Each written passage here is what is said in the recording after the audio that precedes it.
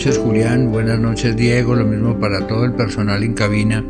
Un saludo muy especial en esta ocasión donde vamos a hablar un poco sobre nuestros entornos afectivos, nuestros entornos sociales, nuestros entornos materiales y cómo debe ser nuestro manejo coherente a través de estas relaciones tanto intrapersonales, es decir, dentro de nosotros mismos, como interpersonales. Y para ello es muy importante lograr entender la ley de las dinámicas socioafectivas. Cuando hablamos de las dinámicas socioafectivas, tenemos que remontarnos a prácticamente los orígenes de las escuelas fenomenológicas. Las escuelas fenomenológicas y su palabra fue acuñada y inventadas prácticamente por el más grande en sus orígenes de las escuelas fenomenológicas, que fue un alemán llamado Edmund Husserl. Husserl realmente, él fue proponiendo todos los fenómenos de la conciencia, es decir, él nos va señalando con mucha precisión que una cosa es la conciencia de estado y otra cosa es el estado de conciencia.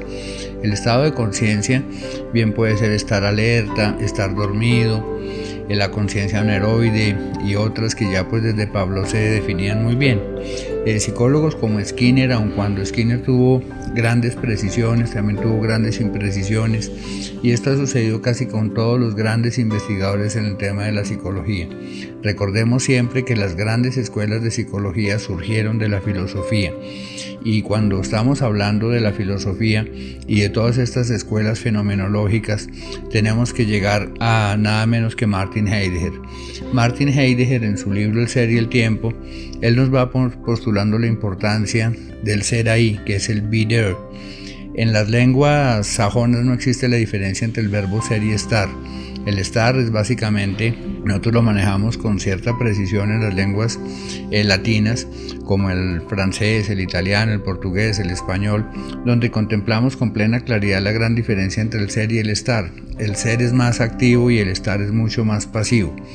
Entonces, realmente cuando nosotros queremos entender estas escuelas fenomenológicas, debemos entender la importancia del ser. No visto únicamente el ser como esa composición de mente, cuerpo, alma, sino también de esa capacidad del verbo ser, que es un verbo de acción, es un verbo que imprime la voluntad sobre algún tipo de acción, que es lo que realmente nos va llevando por la vida a manejar nuestra línea temporal. Muchas personas no viven la vida los vive a ellos, van movidos por la inercia, siempre en la zona de comodidad, incluso en una zona de disconfort, pero pocos cambios se accionan porque no están manejando ese ser ahí, que ese ser ahí pues lo vemos como la composición de esas unidades de atención, donde nuestra mente focaliza una atención, las unidades de intención, que es cuando se focaliza la intencionalidad, las ganas, la actitud, y ahí en todo ese campo actitudinal vemos también las unidades de acción, que es cuando nosotros ejecutamos realmente una acción que nos vaya a llevar a una relación completamente coherente con nuestros entornos. Así, nosotros debemos llegar quizá al más grande de los que unieron filosofía y psicología generando las escuelas fenomenológicas. Estas que fue Ludwig Binswanger, que realmente esta persona, un gran filósofo, un gran psicólogo, él va llevando toda su búsqueda a lo que son unos modos de las personas.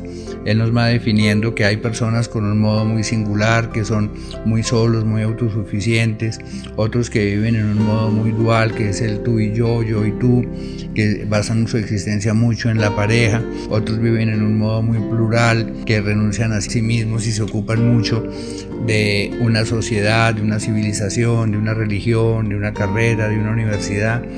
Y así nosotros empezamos a ver que en la búsqueda de Binswanger, él va generando todo lo que nos va ocupando en la charla de hoy, que son las dinámicas socioafectivas. Cuando él nos va llevando a estos universos, él nos va llevando a los tres universos básicos, en alemán él los llamaba los mundos, que es el mundo interior o el Umwelt, el mundo social, que es el Mitwelt, y el Eigenwelt, que es el mundo interior. Cuando nosotros empezamos a ver cómo vamos organizando todos estos postulados de Binswanger, pues debemos llevar siempre a organizar nuestras pulsiones de nuestra acción. Muchas personas actúan únicamente pensando en su prójimo, actúan en su pareja. Lo vemos en un adolescente como son más importantes sus amigos incluso que sí mismos. Lo vemos en las relaciones codependientes que son turbulentas, caóticas, inestables, basadas en las dialécticas irracionales del afianzamiento y distanciamiento, que cuando la persona está distanciada quiere acercarse, cuando está cerca se quiere alejar, empiezan las peleas, o personas con unas relaciones con el sí mismo absolutamente desorganizadas.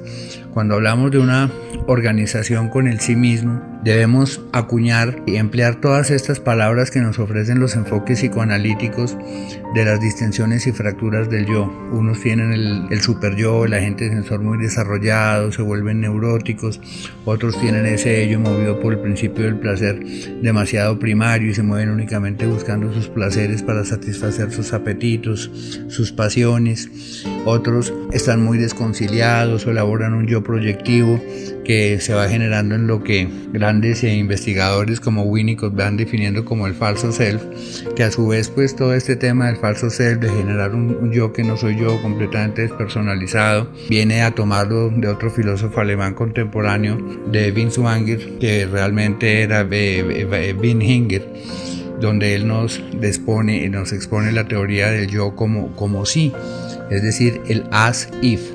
Entonces, cuando nosotros empezamos a entender la importancia de organizar nuestra existencia, de organizarnos interiormente y empezar a mover ese poder que nosotros tenemos de ser ahí, hemos visto la importancia a través de los principios de la inteligencia espiritual, que para llegar a ese ser ahí, para llegar a ese poder ser ahí, tenemos que hacer como una escalera, empezando por el saber pensar, hacer higiene mental, pensamientos positivistas. Después llegamos a ese saber creer, que es alinear nuestro sistema de creencias, nuestros significados, a las verdades de lo que es tal y como es. Después llegamos a ese saber sentir, la importancia de ser asertivos, resilientes. Después llegamos a ese saber amar, que es lo que realmente nos va dando plenitud. Pero ya cuando se elaboran esos 4 principios, llegamos ya a la máxima para poder obtener lo que nos propone Heidegger, que realmente es ese ser ahí, que es saber ser y poder ser. Saber ser y poder ser en nuestra línea de tiempo, estar completamente dueños de nuestro tiempo presente, que es de los grandes postulados de Binswanger, cuando nos habla de que nosotros debemos resignificar el pasado, debemos potenciar nuestra acción sobre nuestro tiempo presente y de hecho debemos anclarnos completamente al futuro. Como bien lo decía Carl Jung, los sueños son completamente sanos, pero nosotros debemos ir hacia nuestros sueños vistos como unas metas, no únicamente como unas fantasías y unas fatuas ilusiones. Así, nosotros empezamos a organizar nuestro mapa, es decir, nuestros mundos interiores, nuestros mundos familiares, mundos sociales, mundos materiales y también ese universo espiritual que es tan importante, que es hacia donde nos llevan todas las escuelas fenomenológicas, y en ello coinciden Kierkegaard, coincide Martin Heidegger, coincide Binswanger. Y ahí es donde nosotros, a través del constructivismo humanista existencial, damos un paso adelante y tomamos una teoría prácticamente unificadora para tomar de muchísimas escuelas psicológicas para poder organizar algo completamente coherente, útil, práctico y eficaz. Básicamente la ley de las dinámicas socioafectivas divide esto en 7 pulsiones interiores, 7 pulsiones que mueven nuestra acción, que mueven nuestra intencionalidad, nuestro deseo y nuestro interés, es decir, hacia allá va dirigida la motivación. Nosotros debemos organizar muy bien nuestras motivaciones, siempre entendiendo que este circuito de la motivación es el mismo de las recompensas, es decir, el circuito dopaminérgico donde se involucra la dopamina, que es el neurotransmisor asociado al placer, el placer que nos brinda lograr tener un logro, sentirnos orgullosos de nosotros mismos, tener esa satisfacción del deber cumplido, los logros personales, que no es otra cosa que la autorrealización. sentir placer por la realización personal, que como bien nos lo ha postulado Abraham Maslow y Carl Rogers, es el blindaje contra las enfermedades mentales, contra los trastornos alimentarios, los problemas de personalidad, los trastornos adictivos. Y para llegar a esa autorrealización personal es muy importante que nosotros nos ocupemos ordenadamente de nuestras dinámicas socioafectivas, y lo primero es organizarlas. Ellas son 7, van en orden jerárquico. Mi primera dinámica socioafectiva soy yo mismo. Ese yo mismo está compuesto a través del enfoque sistémico de varias áreas de desarrollo. Se llaman de desarrollo de ajuste porque pueden subir, pueden bajar. La primera es el área biológica, que es mi vida física, mi organismo. La segunda es el área cognitiva, donde están mis pensamientos, mis creencias, mi intelecto. La tercera es mi área emocional. La cuarta es mi área socioafectiva, la quinta es mi área académica o laboral, la sexta es mi área económica, la séptima es mi área sexual y la octava es mi área espiritual. Es muy importante entender que mi ser se mueve siempre sobre alguna de esas áreas y debemos deshacernos para lograr esa autorrealización de esos pensamientos dicotómicos que si algo está mal, todo está mal. Lo primero es organizar nuestro propio ser, que haya una reconciliación entre mis diferentes componentes del yo, que mi yo esté cómodo con sí mismo, empezando por la aceptación de lo que somos tal y como somos. Esto empieza por el ajuste del autoconcepto, deshacernos de nuestras fantasías, de nuestras minusvalías, de un autoconcepto devaluado, o de nuestros autoconceptos narcisos y un poco egocéntricos, de creernos que somos pues lo mejor. Debemos estar muy ajustados a lo que somos tal y como somos y hacer estos balances, estos inventarios personales de una manera completamente objetiva, basados en lo que es tal y como es. Y ahí empezar con ese proceso de aceptación de nosotros mismos, que es donde comienza la autoestima. Esa autoestima es absolutamente necesaria para poder ir organizando estas dinámicas. La segunda dinámica o pulsión socioafectiva es la pareja y los hijos. Cuando nosotros vemos que en el ser humano existe, llamémoslo un voltaje en el amor, hay una potencia en esta afectividad, vemos que es muy importante tenerlo ajustado. Incluso cuando nosotros nos subimos a un avión, vemos que nos dicen cuando se vaya, si hay una emergencia, primero póngase su máscara y después al del lado, o a su hijo o al que sea, para poder ayudar, porque si no lo hace, usted muy probablemente no tiene el tiempo para salvarse. Entonces nosotros no podemos dar de lo que no tenemos. Muchas personas le dan mucho más a la pareja, es más importante la pareja que ellos mismos, y como se dice literalmente, es una relación codependiente o con un trastorno de personalidad por dependencia, y se quitan los ojos para dárselos a la pareja que ya los tiene. Entonces nosotros no podemos dar demasiado, debemos dar en la justa medida, y siempre nuestra primera dinámica, nuestro yo, nuestro ser, ese sí mismo siempre debe estar adelante de nuestra pareja y de nuestros hijos. Es la única manera para poder tener una vida completamente equilibrada. La tercera dinámica es la familia. La familia es absolutamente necesario tenerla en esa posición.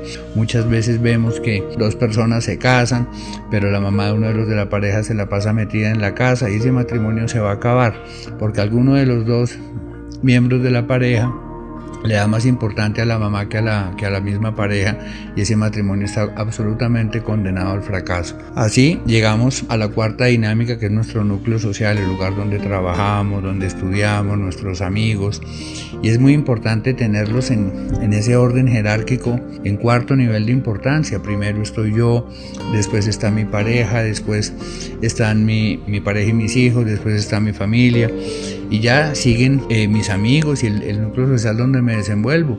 Vemos que hay personas que le dan más importancia a los amigos que a la pareja, entonces no le dedican tiempo a la pareja y ese matrimonio va a estar completamente condenado al fracaso. Y como decimos, esto es muy frecuente en los adolescentes, donde le dan más importancia a los amigos que al mismo padre o a la misma madre. Esa vida se va a desorganizar, esa vida va a empezar hacia una ruta de colapso existencial, y el no tener las dinámicas socioafectivas organizadas va a empezar a generar automáticamente lo que todos estos grandes de la psicología alemanes definían como angst. Esto está Wenger, está Freud, está Jung, donde ellos la llamaban angst, pero fue traducida al español como ansiedad. Desgraciadamente los traductores de filosofía y de psicología hacia el español han cometido, y hacia el inglés han cometido grandes errores de traducción, y por eso muchos de las grandes escuelas de pensamiento en filosofía y psicología no han sido bien entendidas tanto en los Estados Unidos como en Latinoamérica. La palabra angst significa angustia, y ahí se van generando esas angustias básicas, esas angustias existenciales, porque hay un orden, y si se violentan esos órdenes naturales, se está obrando contra natura, y el que obra contra natura, evidentemente van a haber unas pulsiones inconscientes que tarde que temprano elaborarán estas extrapolaciones o estas catexias hacia la desorganización de las dinámicas socioafectivas. Así nosotros empezamos a ver la quinta dinámica socioafectiva, que es la humanidad, la civilización humana en general. Estamos viendo que es absolutamente necesario ajustarla. Vemos que hay personas que prácticamente a un desconocido, puede ser un pastor o una persona, empieza a generar una influencia y una importancia tremenda en uno de los miembros de la familia, y la persona de una manera completamente codependiente va idealizándolo, y esa situación es aprovechada y termina esta persona, que prácticamente es un desconocido, a coger el dinero de la familia, los ingresos, el tiempo de papá, el tiempo de mamá. Lo vemos mucho dentro de las corrientes espirituales o pseudoespirituales modernas, donde varias personas se aprovechan de la ignorancia y van generando una grandísima influencia, incluso acabando con familias. Así vamos viendo la sexta pulsión, que es hacia el universo físico, es decir, es absolutamente necesario entender que cuando este señor nos describe la importancia de organizar estas tres pulsiones, y nosotros pues las ampliamos a 7, está el universo físico. El universo físico es absolutamente importante. Como todas las dinámicas anteriores, vimos que son la sociedad, el sí mismo, los seres humanos como tal. Vemos que nosotros formamos parte de un todo al que debemos contribuir. Tenemos un mundo, tenemos un planeta, tenemos un mundo ecológico, tenemos la fauna, tenemos la flora, y también nosotros damos significado al mundo material. Vemos los carros, las casas, la ropa. Todo eso es importante tenerlo en un orden jerárquico lejos, si no la persona se va a volver demasiado materialista, se va a volver como una caja registradora, únicamente quiere producir dinero. Empiezan a surgir esos vicios del alma como la codicia, algunas veces la envidia, y por ello hay que darle a las cosas, como bien dice Isaías, a cada cosa su justo valor. La materia es la sexta dinámica, es supremamente importante, pero nosotros no podemos darle más importancia a un carro que a un hijo. ¿Cuántas veces vemos que el hijo llega y riega una gaseosa en el carro y el papá lo muele a palo? Hombre, es mucho más importante el hijo que el carro. Entonces hay que organizar nuestras dinámicas socioafectivas y entender de que el mundo material se hizo para el hombre. El hombre no se hizo para el mundo material. Es decir, nosotros no podemos adquirir un comportamiento de servilismo hacia el dinero, porque el dinero fue hecho para nosotros, no nosotros hechos para el dinero. Esto hay que entenderlo con plena claridad para poder organizar nuestras dinámicas socioafectivas. Y ya vemos la séptima dinámica, que es nada menos que el mundo espiritual y Dios. ¿Por qué es la séptima? Si bien están todas en orden de importancia, no nos olvidemos que en la misma Biblia y los grandes filósofos existencialistas creyentes nos hablan de las facultades de Dios de omnipresencia. Es decir, que Dios está en toda la creación y es en las personas que le entregan su vida o en las que Él quiere asignar como elegidos. Entonces, cuando nosotros empezamos a analizar esto dentro de las escuelas fenomenológicas, empezamos a entender de que nosotros todo lo que existe está compuesto por espacio, tiempo y energía. Esto ya es algo completamente conocido por la ciencia, como el mismo Planck nos dice el creador de la física cuántica, que a través de cada puerta que logra abrir con la ciencia descubre a Dios, decía Planck en sus geniales frases. Y empezamos nosotros a ver que definitivamente todo hay un orden. Lo mismo lo dice la persona que descubrió el ADN. Dice: yo después de esto no era una persona creyente, pero al ver yo que la molécula del ADN, cuando ve las dobles hélices, dice: yo puedo adorar a Dios en el laboratorio. o en el templo, porque esto es la cosa más prodigiosa, más hermosa que mis ojos hayan podido observar en mi vida. Entonces vemos que hay una intencionalidad, que hay un gran organizador que logró hacer el mundo para nosotros, y debemos siempre tener completamente claro que en esos vectores de espacio, tiempo y energía nosotros debemos coexistir, existir y promover la creación. Así nosotros estamos dándonos cuenta de que Dios es omnipresente, Él está en todas las dinámicas socioafectivas, porque Él está en mí mismo, en mi pareja, en mis hijos, en mi prójimo, está en toda su creación sustentando la existencia de la misma materia, sustentando la energía, sustentando el espacio, sustentando el tiempo. Es decir, que en todo lo que nosotros creemos y lo que nosotros vemos como creación está Dios presente. Así, nosotros vemos que ya en las escuelas antiguas, ya en el mismo Egipto, ellos veían que Ra el gran Dios, se había replegado sobre sí mismo para poder dar origen a toda la creación. Entonces vemos que no se equivocaban mucho, vemos que realmente, definitivamente, Dios está presente en nuestro prójimo, y así vemos las dinámicas socioafectivas, no como algo lineal o transversal, sino como si fueran las capas de una cebolla. Todas las capas son cebolla, y esa es la creación de Dios, y nosotros somos el núcleo, y cada quien tiene un núcleo diferente, y son personas que debemos aprender a interactuar entre nosotros mismos, y de hecho entender que entre todas las dinámicas existe lo que se llama la interdependencia. Es decir, cada quien debe contribuir al resto de dinámicas socioafectivas y llevarlas de una manera completamente organizada. Cuando se le da demasiada importancia a la sexta dinámica, universo material, las interiores van a colapsar. Cuando una persona solo le da importancia a su primera dinámica, se vuelve egocéntrico, egomaniático, ególatra, un loco de sí mismo, y sus dinámicas exteriores van a sufrir, y la manada va a terminar repulsándolo.